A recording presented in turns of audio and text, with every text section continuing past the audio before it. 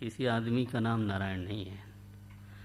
इस सृष्टि की उत्पत्ति का, स्थिति का, लय का, माने अभिन्न निमित्तोपादान कारण जो इस सृष्टि का है उसी को नारायण बोलते हैं।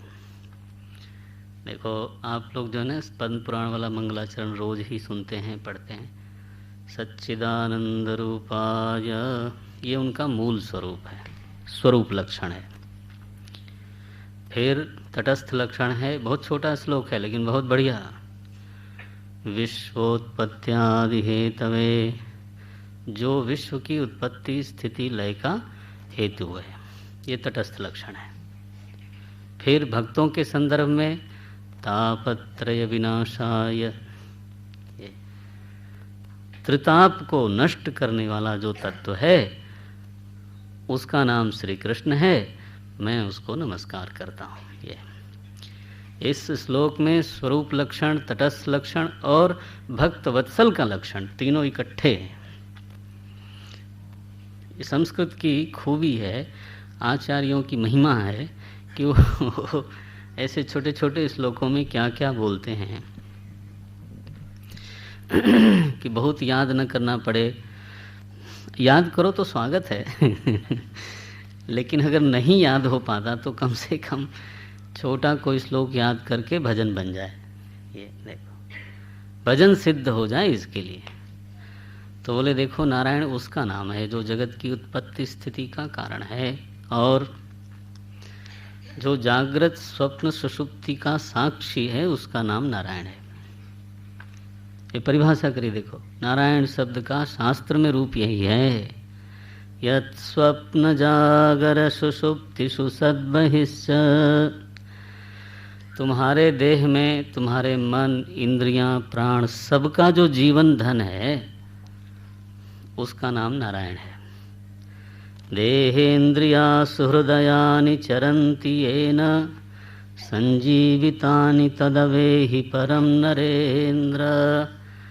पूछा था नारायण कौन है, उसका जगत के संदर्भ में भी उद्देश्य किया और अपने व्यक्तिगत जीवन में जागृत स्वप्न सुषुप्ति, अपने शरीर इंद्रियों आदि का संचलन, सबके संदर्भ में लक्षण किया। बोले इस पर मनन करो। ये उपदेश किया है। छठा जो प्रश्न है महाराज विदेह का, एकादश स्कंद तो बार बार साधकों को पढ़ना चाहिए। बोलते हैं छठा प्रश्न है कर्मयोग क्या है। अब हम लोगों ने गीता जी को कई बार देखा, तीसरा अध्याय पढ़ा, वो तो कर्मयोग कहा जाता है।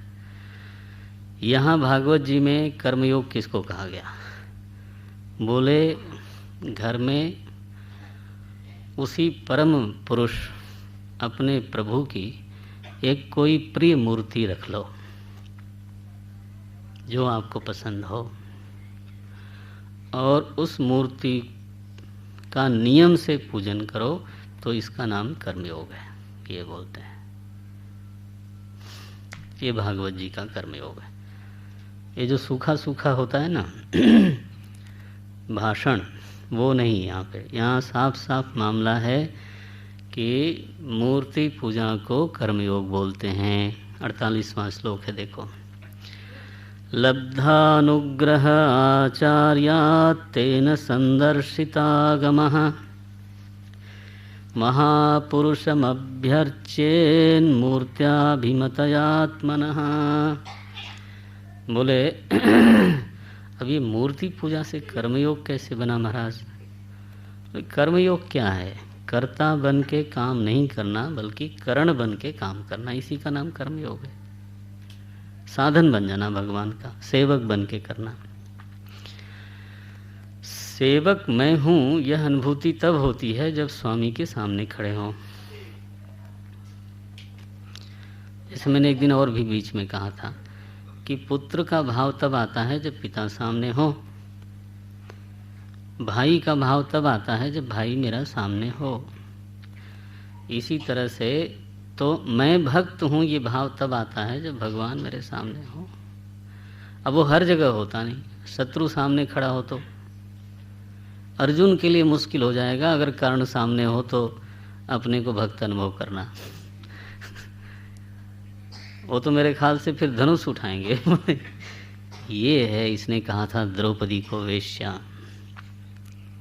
देखो, भीम के सामने दुर्योधन खड़ा हो, भीम से कहा जाए इनमें भगवान देखो, बोले बाद में देखूंगा, मरने के बाद, पहले इसको मारूं, जब इसका शव दिखेगा तब मानूंगा कि तो भगवान ही है। चलो कोई बात नहीं। एक बात देखो, अच्छे अच्छों के लिए कठिन हो जाता है। इसलिए कहीं तो एक ऐसा स्थान हो जहां अपने को व्यक्ति भक्त महसूस करे। इसके लिए घर में एक स्थान होना चाहिए, वहाँ हाजिरी देनी चाहिए। पूजा करें, सेवा करें, हाजिरी दें, घर से बाहर निकलते समय अनुमति लें, भीतर आते समय अनुमति लें, तब धीरे धीरे अपने भीतर मैं नौकर हूँ। आपको बुरा लगता है शब्द? लगे तो लगे, कोई हर्ज नहीं। मैं सेवक हूँ, यह भाव धीरे धीरे गढ़ा होगा। मैं ऑफिस गया था, उनसे आज्ञा लेके आया, तो आज्ञा लेकर के, तब ये एक दिन में नहीं होता, इट नीड्स टेक्नोलॉजी। इसलिए कहा जब हमारे भीतर सेवक भाव गाढ़ा होगा तभी हमारी क्रिया कर्म नहीं रहेगा, फिर वो कर्मयोग हो जाएगा। कर्म का नाम कर्मयोग नहीं है, सेवक बन के किए हुए कर्म का नाम कर्मयोग है। तो पहले सेवक भाव का सुदृढ़ीकरण कहाँ होए? बोले सेवक भाव भगवान के सामने सिद्ध हो गए, तब जाके कर्मयोग सिद्ध होता है। इसलिए बहुत ही सुंदर उत्तर है ये, मनपसंद उत्तर, बिल्कुल। बोले सुनो विदेहराज, इसी को कर्मयोग कहते हैं, पहले इसको साधो। तो 7वें प्रश्न में लीलाओं के बारे में पूछा गया, भगवान की लीलाएं बताइए प्रभु। तो कृष्ण लीला का उत्तर दिया है योगीश्वर द्रुमिल ने। 8वां प्रश्न है कि लोग भगवान का भजन नहीं करते हैं, विलास करते हैं, इधर उधर भटकते हैं, बल्कि कई बार भगवान का विरोध भी करते हैं, तो ऐसे लोगों की गति क्या होती है? तो उसका विस्तार से वर्णन किया है। और अंततः बोले क्या गति, बोले नरक जाते हैं और क्या करना है, अंततः दुख के भाजन बनते हैं, यही सच है। तो 9वां प्रश्न किया है कि भगवान के अलग अलग युगों में रंग क्या है। उत्तर दिया है करभाजन नाम के योगेश्वर ने। बोले सतयुग में श्वेत होता है, त्रेता में लाल रंग होता है भगवान का, द्वापर में सांवला, और कलयुग में तो कृष्ण वर्ण हो जाता है। अभिप्राय ये है कि युगों का भी जो निरूपण है वो गुणों के आधार पर होता है। तो सत्वगुण, रजोगुण, तमोगुण, ये जो 3 गुण हैं, उनकी मिश्रित अवस्था होने पर एक रंग और निकल आया, सांवला जिसको बोलते हैं। तो कहना यह है कि किस गुण में, किस युग में किसकी प्रधानता है। सत्वगुण की प्रधानता है सत्ययुग में, तो रजोगुण की प्रधानता है त्रेता में, मिश्रित गुण की प्रधानता है द्वापर में, और तमोगुण की प्रधानता हो जाती है कलयुग में। ये प्रश्न का ये मतलब है। अच्छा महाराज, वसुदेव जी को ये नारद जी ने उपदेश किया योगीश्वरों की कथा के बहाने। वसुदेव जी भगवान के पिता हैं, मुमुक्षु हो गए हैं, मुक्त होना चाहते हैं। उन्होंने बड़ा आभार माना है नारद जी का, बड़ी कृतज्ञता की, प्रभु आपने रास्ता दिखा दिया। अब रास्ता तो क्लियर है ना, नारायण परह मायाम अंजस तरति। जो नारायण परायण है तो वो सहसा तर जाता है, इससे बढ़िया क्या मार्ग। भागवत धर्म क्या बताया, कुछ चीज़ें याद कर लें। कायेन, ये भागवत धर्म है। योगीश्वर कवि ने कहा आंख बंद करके दौड़ो तो नहीं गिरोगे, अभ्यास करो इसका। कर्मयोग क्या, बोले भगवान का विग्रह घर में ले आओ, थोड़ा आराधन भजन करो, धीरे धीरे सेवक भाव दृढ़ होगा, कर्ता भाव शिथिल होगा, कर्म जो है कर्मयोग हो जाएगा। जो कर्म बांधता है वह कर्म छुड़ाने की नौका बन जाएगा भाई। तो सीधा मार्ग बता दिया। भागवत उत्तम भक्त कौन है वो बता दिया, मध्यम भक्त कौन है वो बता दिया। साफ साफ चीज़ें बता दी। वसुदेव जी ने बड़ा आभार माना। देवकी माता भी सुन रही थी वहाँ बैठ के। देवकीम च महाभागा जहतुर्मोहमात्मनः। थोड़ा बहुत जो मोह अवशेष था इन दोनों लोगों का वो नष्ट हो गया। भगवान की ही प्रेरणा से प्रसंग हुआ था।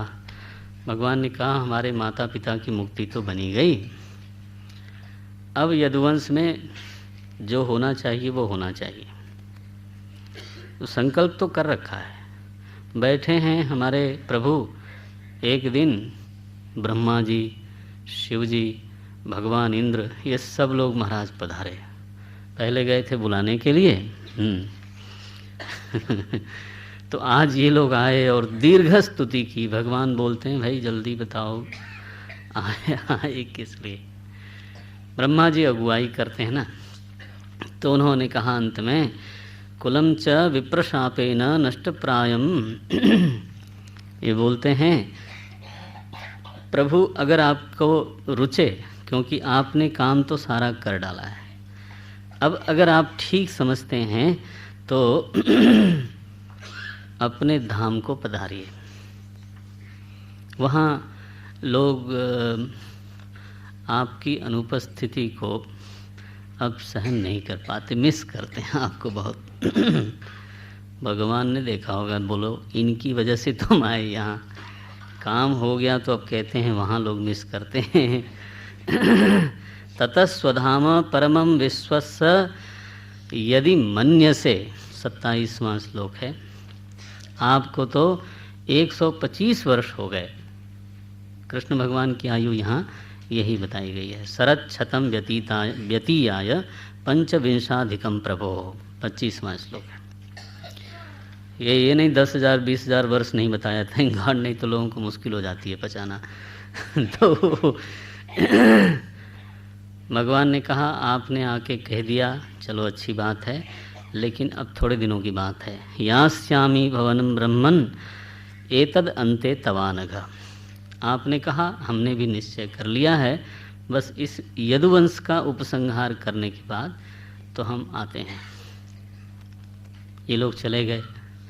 जैसे ही लोग गए, अब शकुन बहुत होने लगे द्वारिका में। सबका मन धड़कता ही रहता है कि अरे क्या होने वाला है। भगवान ने कहा महाराज उग्रसेन, प्रभास क्षेत्र में चलना चाहिए, सोमनाथ जी की तरफ। वो पुण्य स्थली है, तीर्थ है, तो वहाँ हम लोग स्नान भी करेंगे, दान करेंगे, हवन पूजा करेंगे। इतना अपशकुन हो रहा है तो मन बड़ा आक्रांत है। सब लोग तैयार हो गए। अब ये लोग पवित्र प्रभास क्षेत्र के लिए निकले। जब हो गई तैयारी, वहाँ गए। उद्धव जी ने भगवान को एकांत में जाके प्रणाम किया। बोले प्रभु आपका संकल्प जो है ना, वो बड़ा ही दारुण दिखाई देता है। ऐसा लगता है कि अब आप तो लीला स्मरण करना चाहते हो, तो हम तो आपका वियोग बर्दाश्त नहीं कर सकते। देव देवेश योगेश पुण्य श्रवण कीर्तन समृत्यैतत् कुलम नूनम लोकम संत्यक्षते भवान। ऐसा लगता है कि आपने संकल्प कर लिया है कि अब इस कुल का उपसंहार हो जाना चाहिए। हमको ऐसा लगता है। बोले किसने बताया तुमको? बोले नहीं, हमको किसी ने बताया नहीं, बट हम आपके भक्त हैं। आपके मन में क्या क्या होता है कुछ तो पता चलता ही है। उद्धव जी की महिमा यही है, भक्त हो तो फिर पकड़ में तो आते हैं।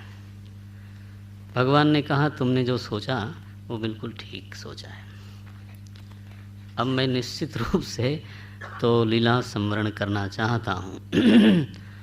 उद्धव जी ने कहा महाराज आपका वियोग सहने योग्य नहीं है, मेरे लिए क्या आज्ञा है? बोले आज के 7वें दिन समुद्र में बाढ़ आवेगी तो द्वारिका तो लुप्त हो जाएगी।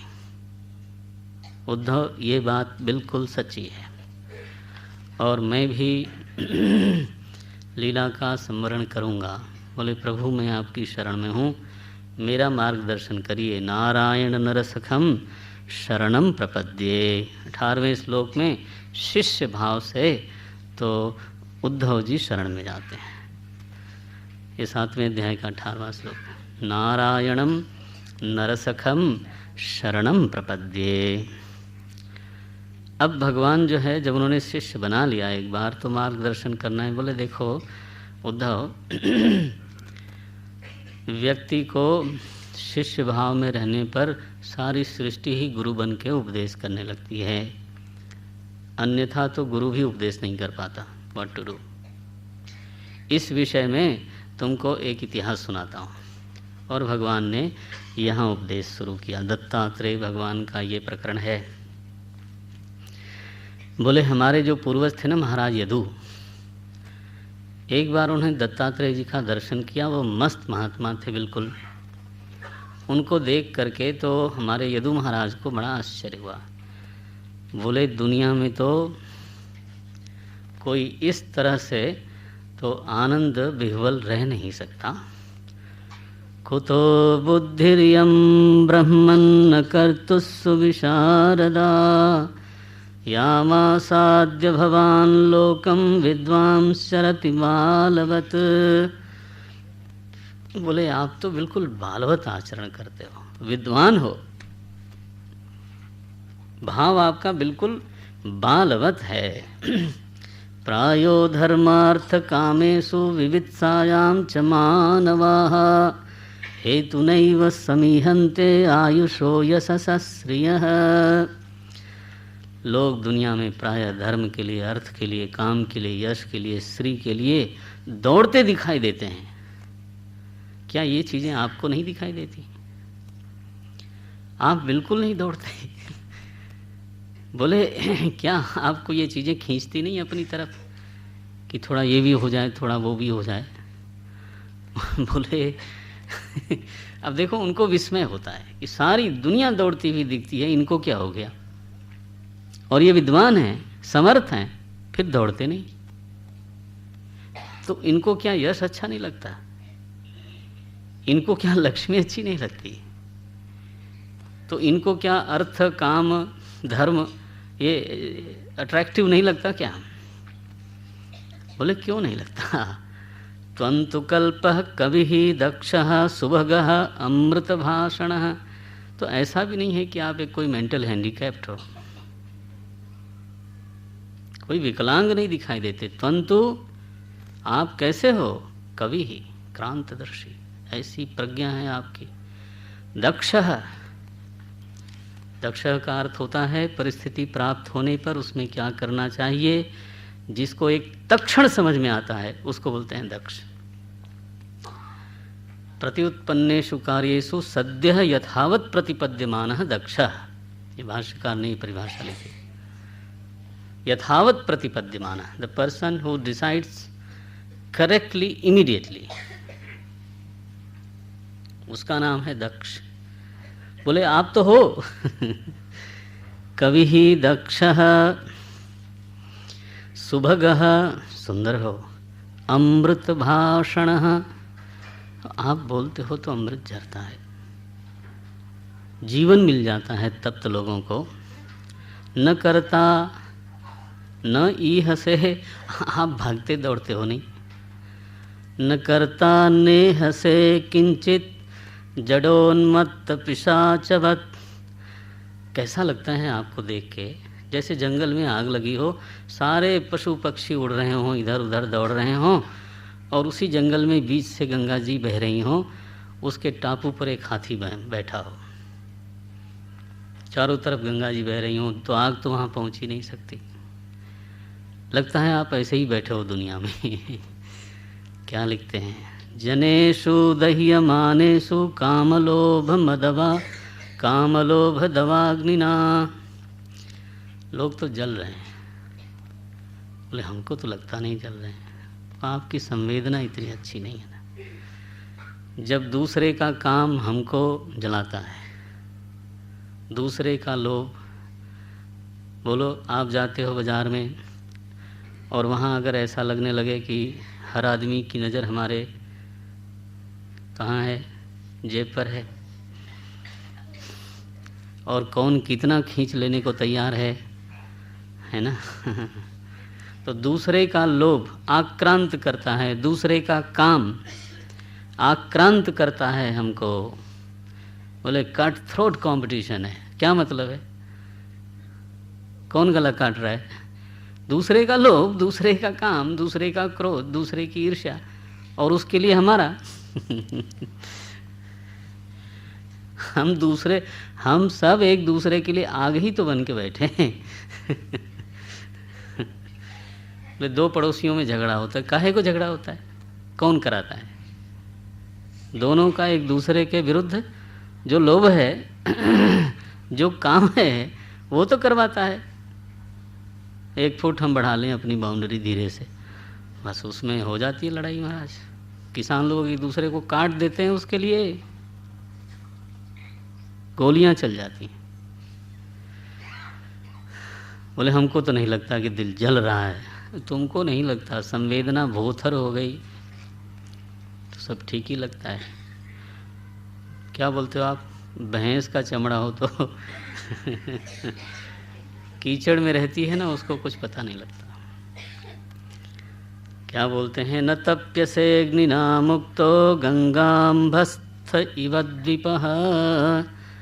जैसे गंगा जी के द्वीप पर कोई बैठा हो, शांत शीतल। मेरे प्रभु आप तो ऐसे लगते हो। आप ये कैसे कर लिया आपने? त्वं हि न पृच्छतां ब्रह्मन्नात्म्यानंद कारणम ब्रूहि स्पर्श विहीनस्य भवतः केवलात्मनः। क्या शब्द दिया है? स्पर्श विहीन। जैसे कोई चीज़ आपको छूती नहीं, आप बिल्कुल कैवल्य भाव में, कैवल्य स्वरूप में बैठे दिखाई देते हो मुझको। दुनिया आपको छूती नहीं दिखाई देती। ये कैसे हुआ? जब दुनिया में हो तो दुनिया को छूना चाहिए। हम लोग 4 आदमी के बीच बैठते हैं, सबका मन सबको छूता है। किसी के मन में प्रेम है वो भी छूता है, किसी के मन में द्वेष है वो भी छूता है, सब छूता है। स्पर्श विहीनता किधर आती है?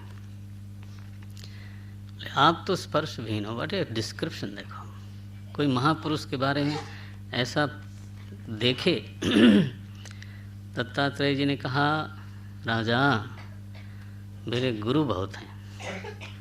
संति में गुरवो राजन बहवो बुद्ध्युपाश्रिताः।